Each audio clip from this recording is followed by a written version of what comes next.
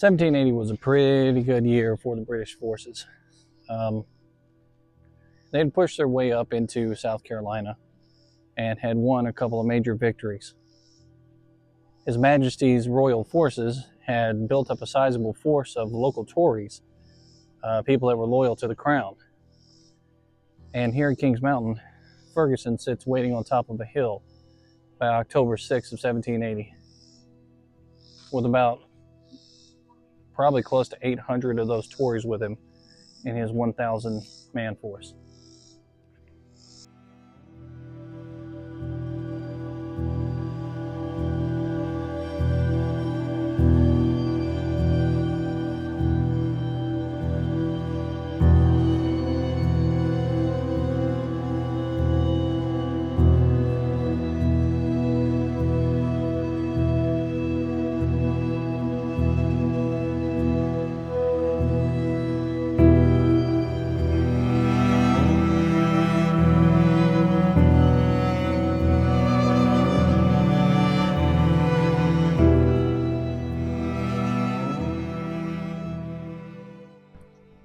This park has a nice walking path that you can take. But just as you get on the trail here, as you can see behind me as I'm walking, there's a rough, what looks like a dirt road almost, that runs through here. And it's the historic colonial road that used to run through this part of North or South Carolina. And it's one of the historic places that you can actually put your feet on and travel back in time, if you will. Used to take wagons and horses through here all the time. And I like to imagine the soldiers coming up and down these hills in these old colonial roads.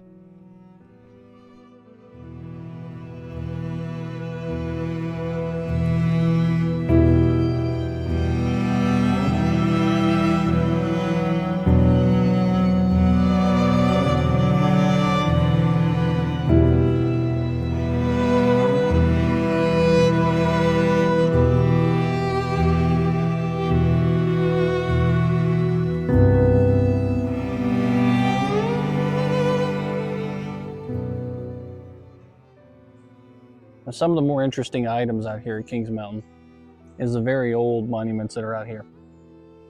And kind of like at Gettysburg, some of the most interesting monuments at Gettysburg happen to be rocks. Well, this rock right here used to be a monument that had a lot of words inscribed on it, and it was put in place out here about 1815.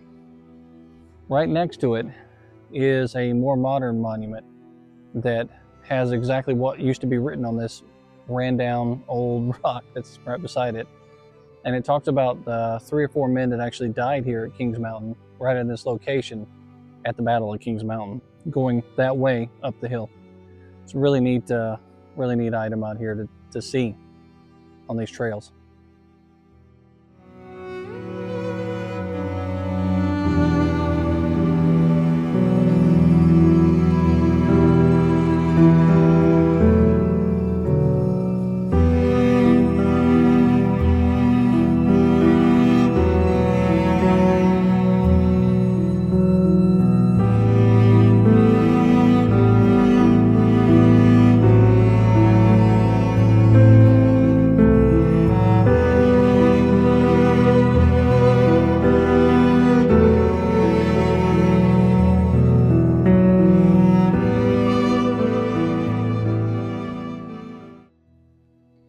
Up on this hillside here is yet another example of one of those monuments, but this one was erected in 1930 to Major William Chronicle, who actually died somewhere near this location during the Battle of Kings Mountain.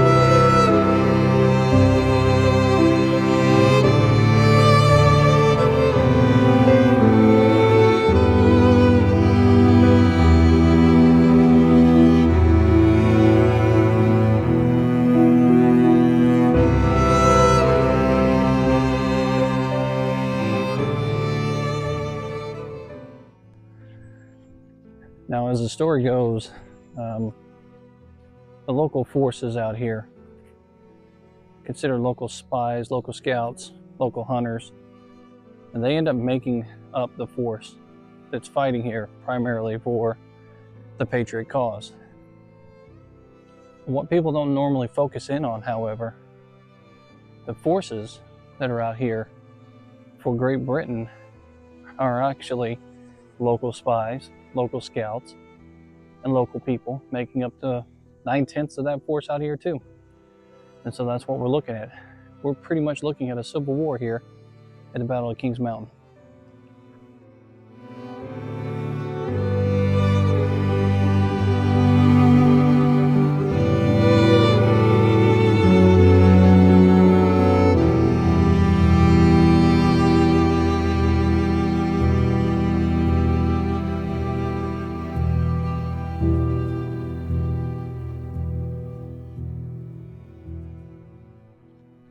Now these forces have been tracking down Ferguson for quite a while, and they've been trying to find where him and his army is. They happen to find a girl and a 14-year-old boy by the name of Ponder, who happens to have a letter on him from the forces that are up here at Kings Mountain. And that's how they find out that Ferguson is wearing this checkered pattern jacket or shirt that he's known for up here at the top. And that's how they identify and spot him when they come up here at this battle. And that's what makes him such a good target.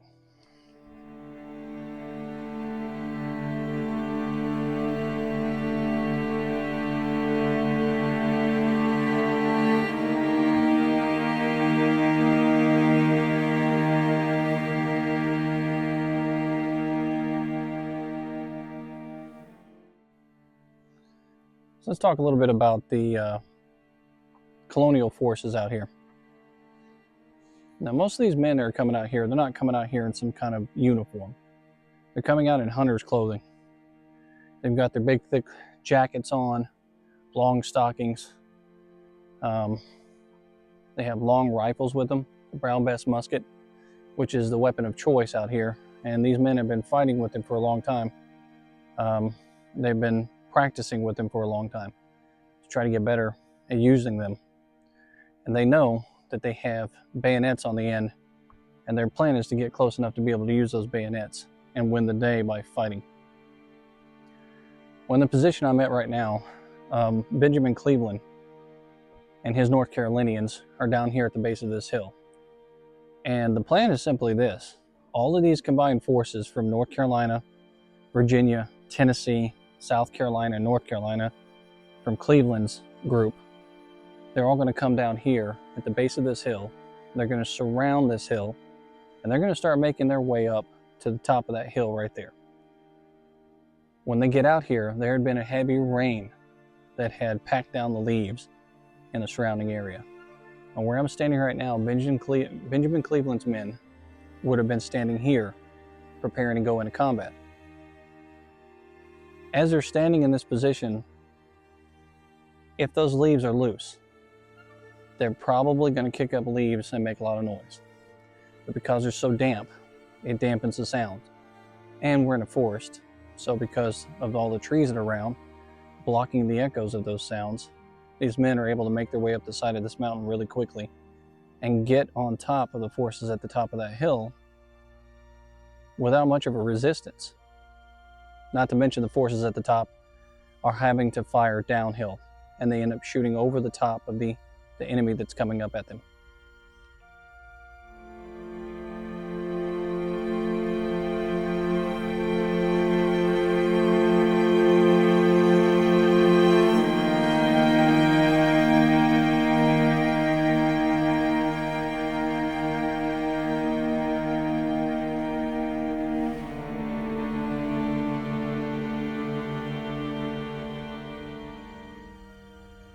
Now for a little battlefield orientation, I'll put the map up on the screen right now and tell you what we're going to be looking at. So on this map, you can see where it says you are here. That's Cleveland's position that I just talked about. Next to us, to our right-hand side, is South Carolina, followed by Tennessee, and that's in two positions. Go around the other side of the hill here. We're looking at Virginia's militia, then another North Carolina unit, followed by Winston's North Carolina unit, and another North Carolina unit to the left-hand side of Cleveland's North Carolina unit. Now I'll pull that map down and show you where we're at. So this is Cleveland's position here. They've come up and over this small hill behind me, and they've settled into the low area here so that they can prepare all at once to go up. Now over there's another North Carolina unit. This is the hill they have to climb right there to get up to the top. Off in this direction over here is where Tennessee and South Carolina are. And South Carolina is right off to the right-hand side here. Now if you go on the other side of that mountain, that's where we have Virginia and the rest of North Carolina. But from this position where we're at right now, the North Carolinians that are here have the furthest to go to get to the top of that hill.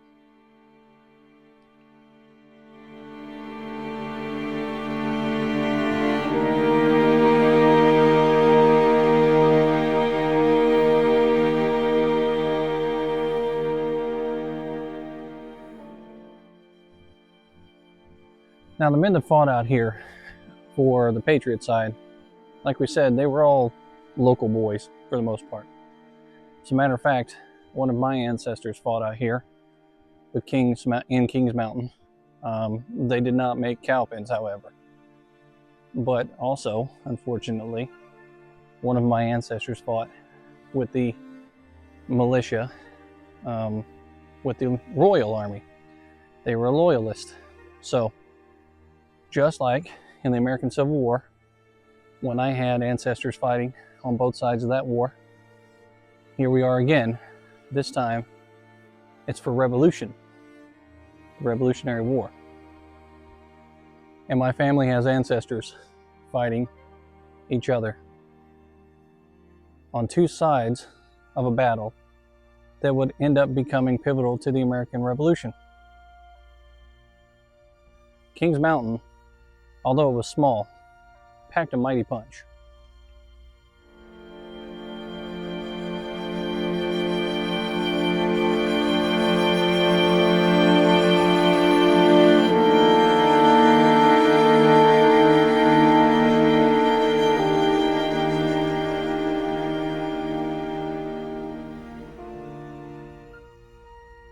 Now, somewhere out in this location here, Thomas Young, who was a 16-year-old boy fighting with the South Carolina Patriots, would go on to talk about his time fighting here. Ben Hollingsworth and myself took right up the side of the mountain and fought our way from tree to tree up to the summit. I recollect I stood behind one tree and fired until the bark was nearly knocked all off, and my eyes pretty well filled with it. One fellow shaved me pretty close, for his bullet took a piece out of my gun stock. Before I was aware of it, I found myself apparently between my own regiment and the enemy, as I judged by seeing the paper the Whigs wore and their hats and the pine twigs the Tories wore in theirs. That's a pretty harrowing account out here. This is a young 16-year-old boy out here fighting from tree to tree, and he gets a little bit ahead of himself, going right up that hill, and ends up between his lines and the others. It's an amazing story.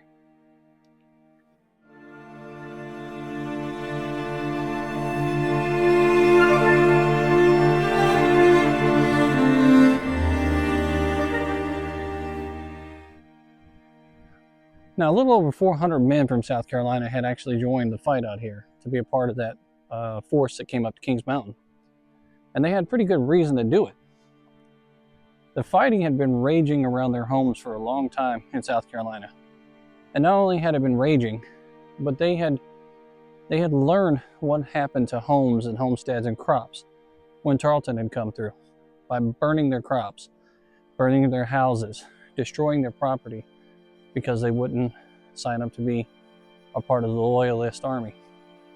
And they also saw what happened to soldiers in the fields that tried to lay down their arms when they were butchered while trying to give themselves up.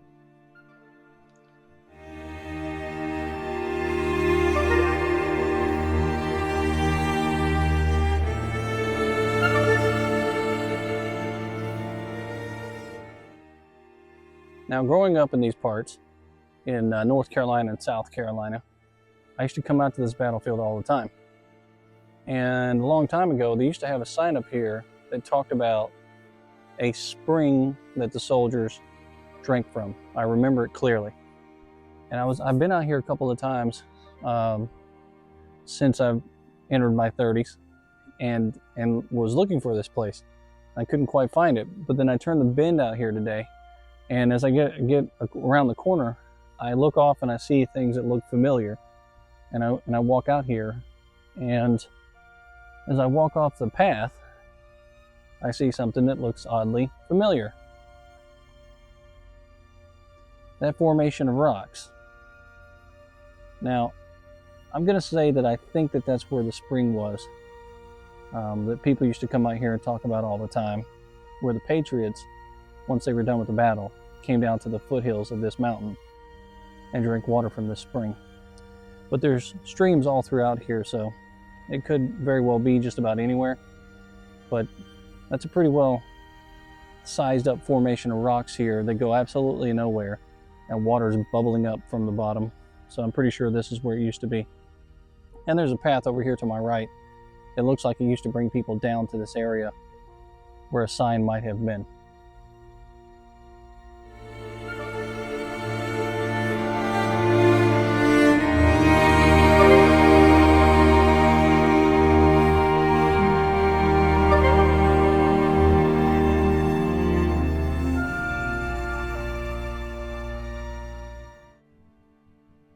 And when you come out to Kings Mountain, there's a very nice path out here for you to walk on. They paved it, and then they placed a rubberized coating over top of it years ago. It looks like the rubberized coating has probably seen better days in some areas, but it's still very nice. And expect that when you come out here, even though these nice paths are here, you're still going to run into going uphill. So if you're not quite prepared for that, then I'd suggest you get yourself some water and get prepared.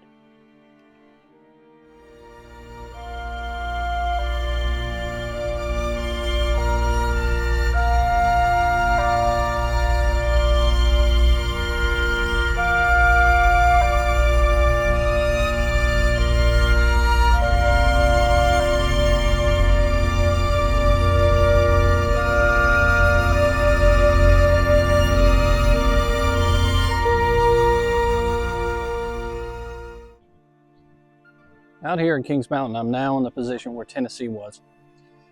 And around this area, one of the officers in charge of the unit with Tennessee told his men, as they were about to approach the enemy, when you reach your enemy and you start to fire at them, each one of you be your own officer. Do not wait for orders. So, in other words, get up there and fight.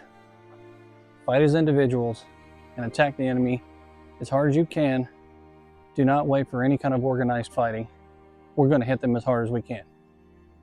And he also told them, take shelter in the woods and give them Indian play. So these are men from the frontier in Tennessee. Back then, that was the frontier. And they were used to fighting hard and living hard. And the type of warfare that they had with the local tribes out there. So they learned a thing or two from the very people that they fought in Tennessee. They learned how to fight like the natives that lived out there. And they were bringing that here to Kings Mountain.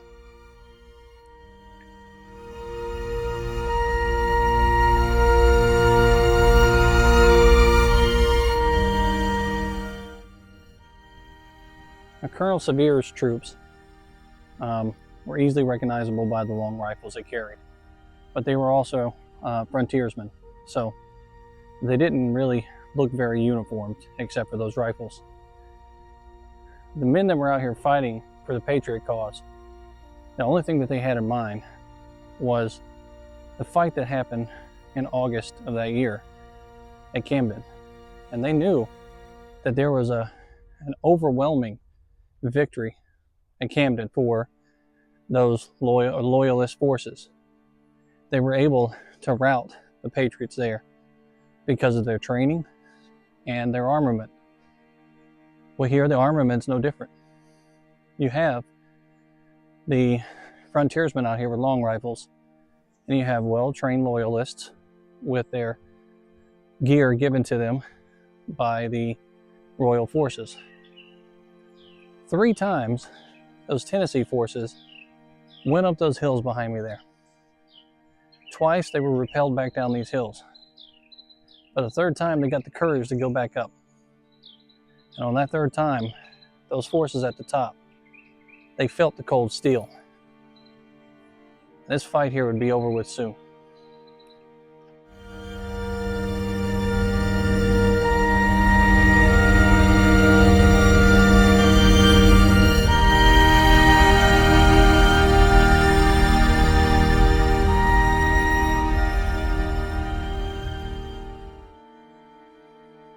On October 7th, 1930, President Hoover stood somewhere in this location here, at the top of this hill.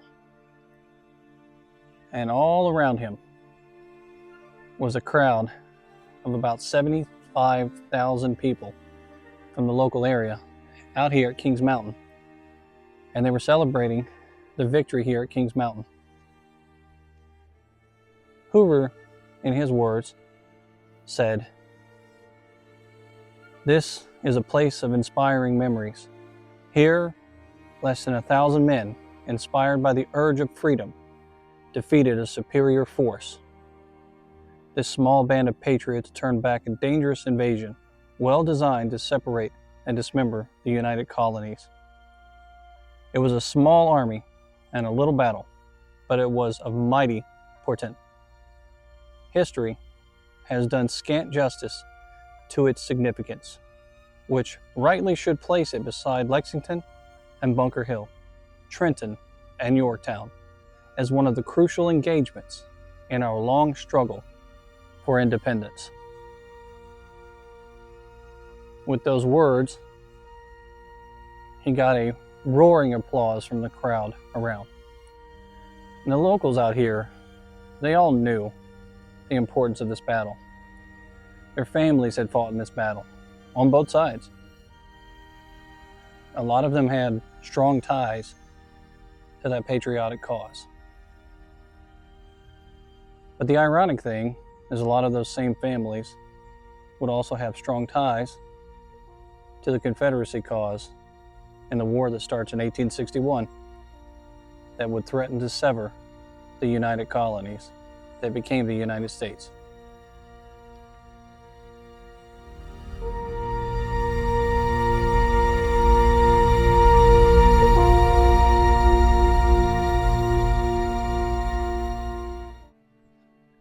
You can clearly see in the clearing behind me here the steepness of Kings Mountain.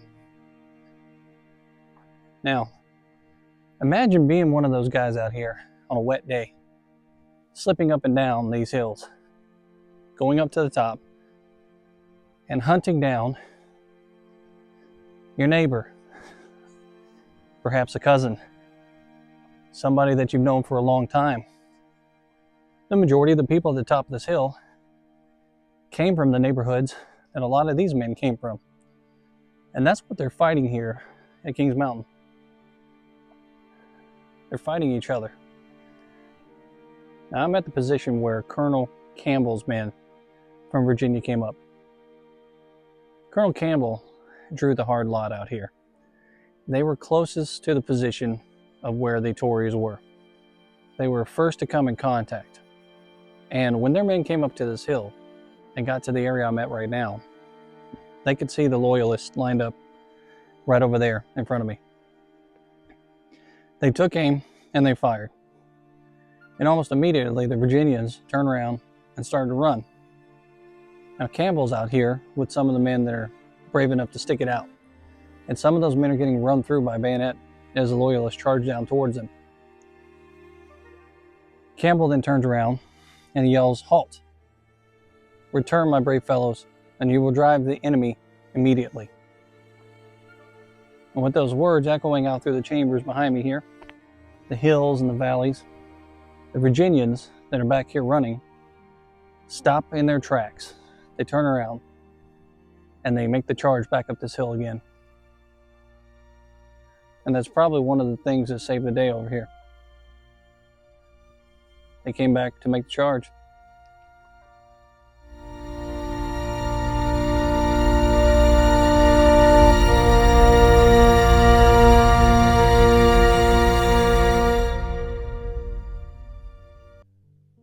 Esaias Bowman, John Brodie, and Andrew Ferguson.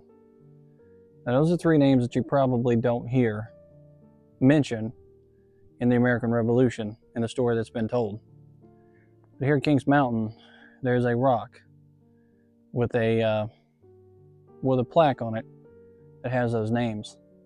And it represents the African Americans that actually participated here at Kings Mountain and other places. It represents their fight and patriotism in the American Revolution. Now, those men fought with these units here, regardless of how they were treated, regardless of the fact that almost all of the men and women that were African at that time were considered property. They weren't considered people. And here they are, risking their lives at Kings Mountain, fighting for the colonies. And there was a lot of back and forth in those days between people promising freedom and stuff like that. And one has to wonder if there was a promise made to some of them. But the ties of patriotism and hard fighting go back a long time. And those people fought hard and bravely here. And you kind of wonder, what was their life like after? Were they treated fairly? Were their families treated fairly? Did they receive the same level of respect as the other men that fought here? They have a rock here on this hill, but I highly doubt that their lives were any better. They probably weren't treated as fairly. And they probably went on to living very hard lives, and their families did too. That is a terrible thing.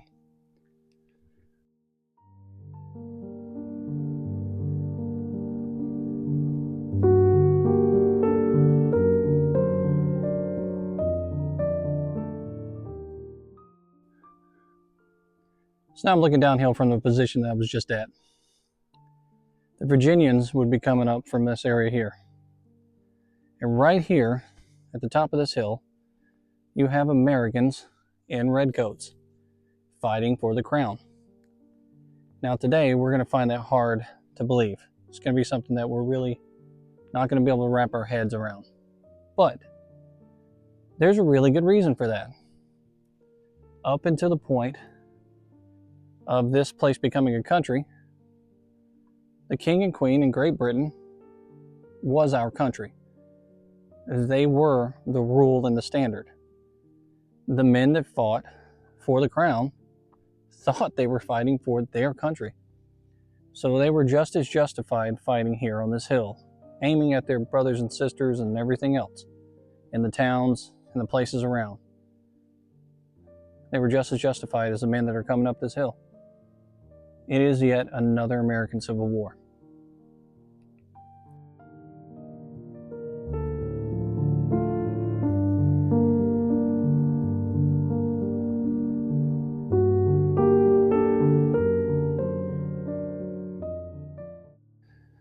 Now, a New York loyalist officer standing on this hill with about 120 men facing the Virginians said, "These things are ominous. These are damned yelling boys." And he's talking about the men that are running up through these trees and coming up this hill. And they're giving a big loud scream and shout. It would become familiar years and years after the war, because the same thing would be deployed in the American Civil War, except it would be deployed on the Southern forces. The Southern Confederate forces would create the rebel yell. So that's similar to what was being done here at these hills, except they were imitating the natives that lived around the areas that they got into fights with in Tennessee, Virginia, North Carolina, South Carolina, and so on. Now, the one thing I like about this monument that sits at the top of the hill here at Kings Mountain is they have the list of the men that fought for the Patriot side that fell here at this location. Colonel James Williams, Major William Chronicle, Captain John Maddox, David Beatty, William Edmondson, First Lieutenant Bowen, Thomas McCullough, William Blackburn, Robert Edmondson, Second Lieutenants John Beatty, Andrew Edmondson, Lyon, James Curry, James Laird, Nathaniel Geist, Nathaniel Dryden, James Phillips, Privates Rabb, John Boyd, David Duff, Henry Henniger, William Watson, Arthur Patterson, and Preston Coforth. John Roberts of South Carolina said, "So soon as Charleston fell, there was a proclamation for all to come forward. Peace and pardon should be granted. Vast numbers flocked in and submitted, some through fear, some through willingness, and others perhaps through a hope that all things would settle down and war cease."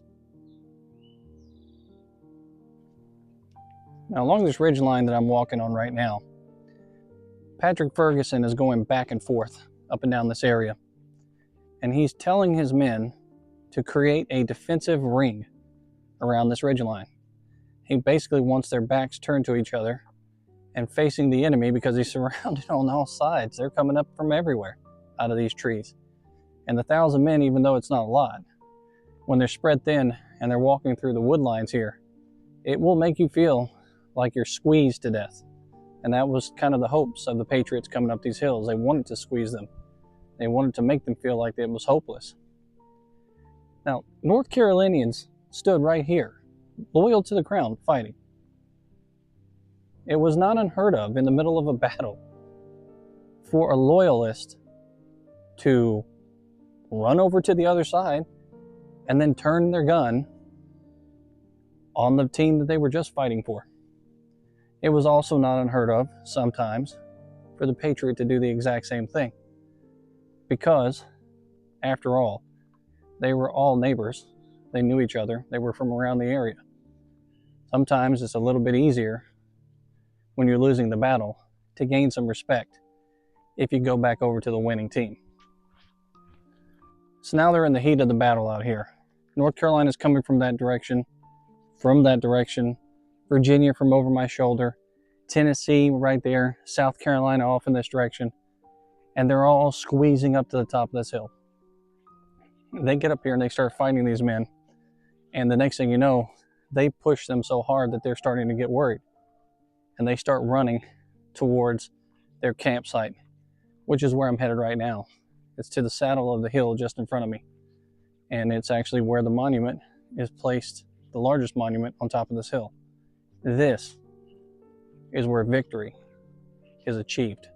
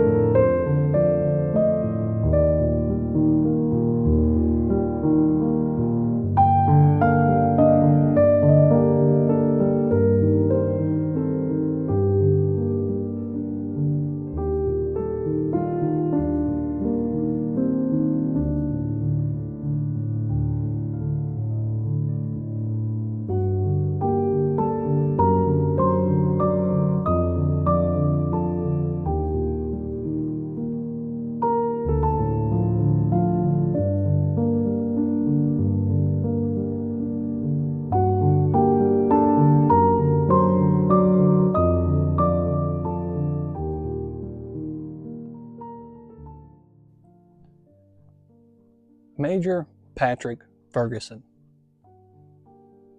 In the foothills of North Carolina and South Carolina, Major Patrick Ferguson is a curse word, synonymous for the devil. And when he was buried here at Kings Mountain, people placed rocks on top of his grave, as they said, to keep the devil down, because of the way he treated people that were trying to surrender. Well, Ferguson meets his fate here atop this hill. And as the man lay dying, Patriot forces would gather around to watch a legendary soldier die, which is what he was. At age 36, Ferguson was already a legend, and he had spent about 20 years serving the crown. Some said that he was the best marksman in the entire loyal and royal army.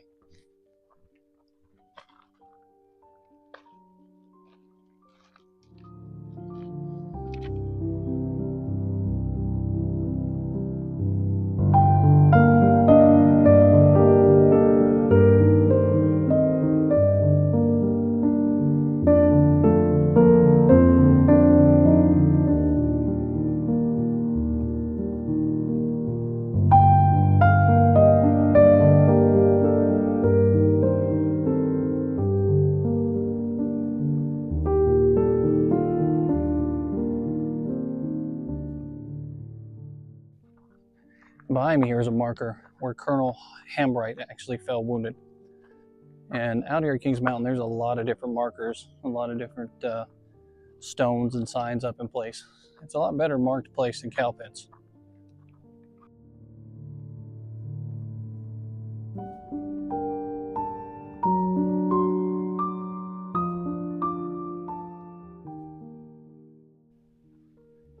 Now, all along this hill here, Patriot forces are squeezing up towards the loyalists and the redcoats. Patrick Ferguson seems to be at everywhere at once. He's all over the place. He's riding his horse. He's had 2 or 3 horses shot off from underneath him. He's blowing on a whistle. He's trying to rally them in, trying to get them to fight the way that he wants them to. And then all of a sudden it happens. About 9 Patriot bullets enter the body of Patrick Ferguson and knock him out of his saddle. And he's still in his stirrups, and the horse is dragging him around. Someone takes him loose from the stirrups, and they prop him up against a tree out here, just over my shoulder, up on that hill.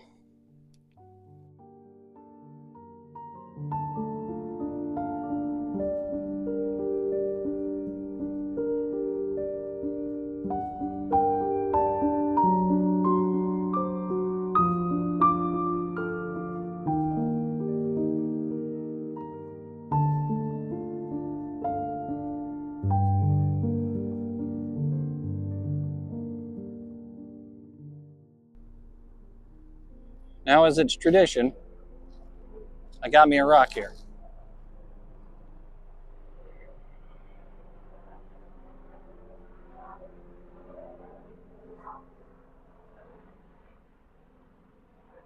In memory of Colonel Patrick Ferguson, 71st Regiment, Highland Light Infantry.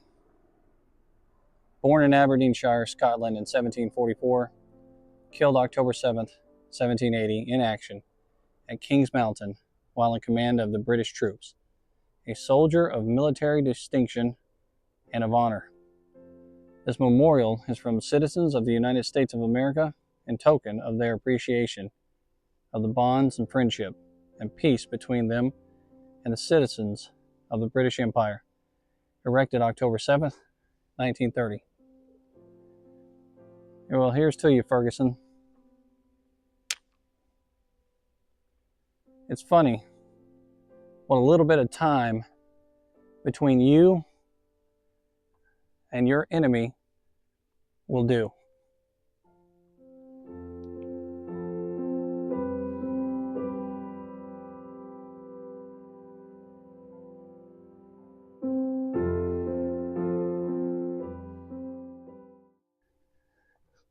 Britain's no longer our enemy.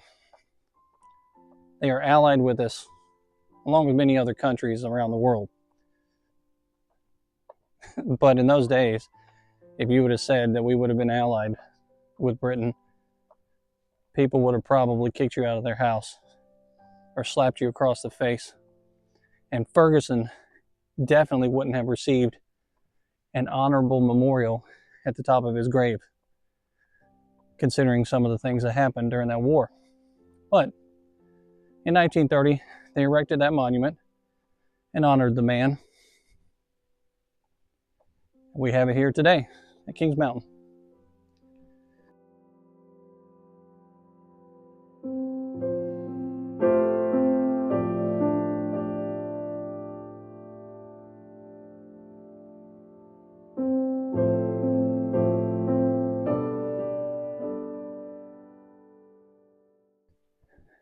Well, I really enjoyed taking you guys out to the Carolinas and going to two of my favorite spots out here, Cowpens National Battlefield and Kings Mountain National Battlefield.